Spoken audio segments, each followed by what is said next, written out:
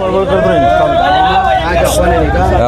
मंदिर येथे पूजा करून संध्याकाळची सुरुवात करताय आणि निगा वार्ड क्रमांक 14 मध्ये आपल्या विरोधात आरोप प्रत्यारोप करताय, काय सांगणार मग?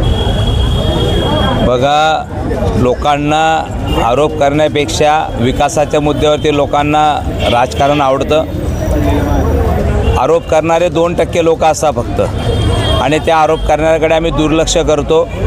आज आम्हाला विकासाच्या मुद्द्यावरती आम्ही जनतेसमोर जातो आहे. प्रभाग क्रमांक 14मध्ये आज इच्छा देवीच्या इथे नारळ फोडलेलं आहे प्रचाराचं, आणि आज 4 उमेदवार कमळ या चिन्हावरती ते उभे आहेत. जनता त्यांना चांगला प्रतिसाद देते आणि आम्हाला विश्वास आहे की 4 उमेदवार आमचे निवडून येतील.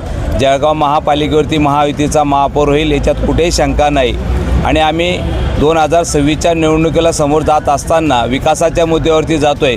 कोणते टीका टिप्पणी करण्यापेक्षा आम्ही जो विकास केला तो लोकांना दिसतो आहे, आणि जो करणार ते सांगणार आहे. आमच्या राज्याचे मुख्यमंत्री आदरणीय देवेंद्र साहेब असतील, उपमुख्यमंत्री शिंदे साहेब असतील, अजितदादा असतील, आमचे नेते नामदार गिरीश असतील, पालकमंत्री गुलाबरावजी पाटील असतील, यांच्या नेतृत्वामध्ये विकासाची गंगा आम्हाला जळगाव शहराच्या प्रत्येक घरापर्यंत न्यायची आहे. आणि मागच्या काळात 2014 नंतर आम्ही काय केलं हे जनतेसमोर दिसतं आहे, आणि आम्ही जे केलं तेच सांगतो आहे आणि जे करणार ते सांगणार आहोत. त्याच्यामुळे जनतेला विश्वास आहे की आज केंद्रामध्ये राज्यामध्ये कोणाचं सरकार आहे.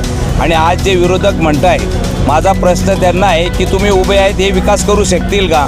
जनतेला हे पण कळतं आहे की बा हे निवडून आल्यानंतर विकास करू शकतील का? कुठे सत्ता नाही, कुठे विजन नाही, आणि या माध्यमातून विरोधकांमध्ये त्यांचा कोणता नेता दिसत नाही, कुठलं पक्षाचं विजन नाही. आणि या परिस्थितीमध्ये फक्त आरोप करणं त्याच्या हातामध्ये.